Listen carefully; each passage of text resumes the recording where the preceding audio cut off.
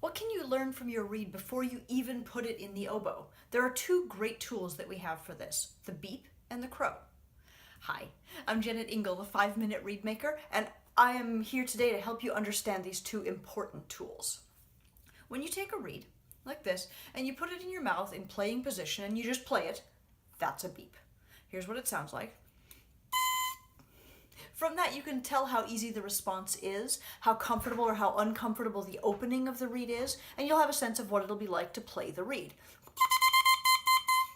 I don't find that the pitch of that beep is particularly relevant. I don't aim specifically for a C or a C sharp or a B or anything specific like I would do with the crow, but the beep is the first thing that I do when I pick the reed up. If the response feels bad, if I have to work too hard to make that work, or if the opening is unmanageable, I don't deal with anything else until I've dealt with those things. I want the reed to respond and I want the opening to feel comfortable, because otherwise, like, nothing else is telling me anything. The crow, though, is a lot more informative. You produce it by disengaging your embouchure and moving your lips up almost all the way to the thread, and with nothing influencing the tip of the reed then, this should give you a strong impression of what really is going on. I want the result to be like that, to be a clear octave, pitched at about a C, with the high partial coming in first and easily, and the low one coming as I add a little bit more air pressure, like so.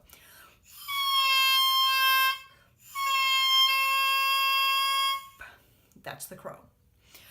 It's always tempting, of course, to use your mouth to influence that sound, and honestly, I'm totally guilty of that sometimes, but it's fine either way. Subconsciously, you can make that reed be exactly what you want it to be. It's relatively easy to control the crow, even with just a little bit of mouth pressure. It's fine, but you've got to pay attention. So either make your crow the exact same way every time and then respond to what you're hearing, or use your mouth very intentionally and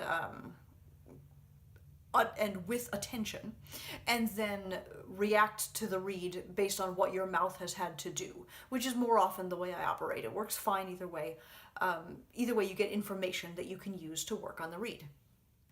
The ease of the high part of the crow has to do with the tip and transition. The lower part has more to do with the heart and the back. If the pitch of that double crow is too low, you clip it until it comes up to a C. If it's too high, you scrape, probably in the transition, heart and back, until it's low, and then you clip. Here's what that balancing process sounds like.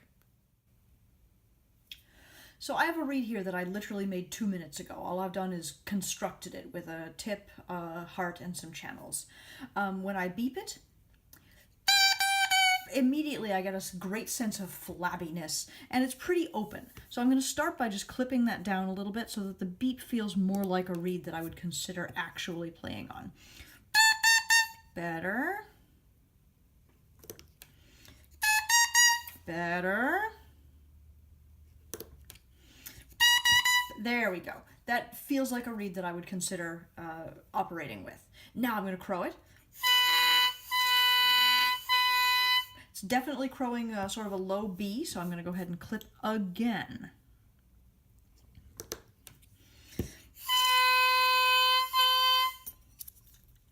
It's a low C for me now, but it's feeling unresponsive once more, because of course I've clipped away all of my response, all of that nice thinness at the very tip of the tip. So I'm going to come back, because I'm not happy with my beep and I'm not happy with my response, I'm going to work in the tip, the sides and the corners, where you're never going to really go wrong, just making sure that the corners of the tip are the very thinnest part.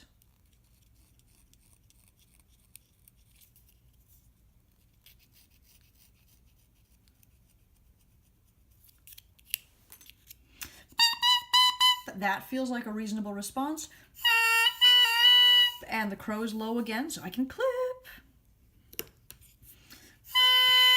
Still a B. I'm looking at a tuner just off camera. That's how I'm so sure. We're back to a C. We're back to a C, and my response is a little bit gone again, so I'm just going to keep doing exactly that. Sides and corners of the tip. And so far, it really doesn't feel like I need to do anything elsewhere in the reed. The basic opening feels pretty good, otherwise I would work in the back. I'm not having trouble getting the crow down to pitch, so I'm not necessarily spending any time in the heart or the back. It feels like a good response. Crow's about a C. There is a little bit of tightness to it, right? It doesn't have a lot of resonance to me. And again, this is the way it feels in my mouth. If I take a little bit more out of the back, listen to what happens. I'm opening those channels behind the heart, making sure that the thinnest part of the back is right behind the heart. Drop my crow just the littlest bit so I can clip once more. And now I'm back at a C. I've got a reasonably good response, and I've got the kind of resonance that I'm after. Let's see what it sounds like on the oboe.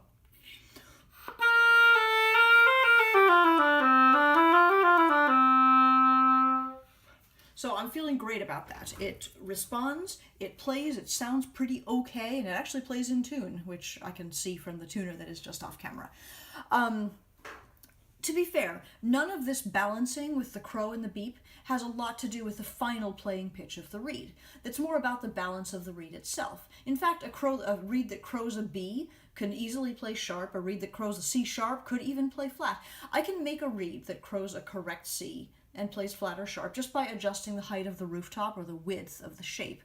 So the pitch of your crow is going to tell you whether your reed feels flabby or tight, but not necessarily whether it will be ultimately sharp or flat. You should balance the reed to your comfort, so that no matter what its pitch center, you can start and end a note, crescendo and diminuendo, and slur over small and large intervals.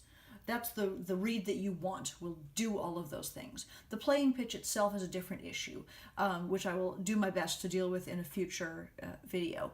But just getting the reed to be finished and balanced and playable can be done using the beep and the crow almost exclusively. This has been a 5-minute Reedmaker lesson. You can follow these short videos right here on YouTube and subscribe if you wish. If you have questions for me or concerns, you can find me at jennetingle.com, or comment here, of course. In fact, I would love to hear what else I can help you with and what my next short video should address. Let me know. Thanks for watching. Have a great day.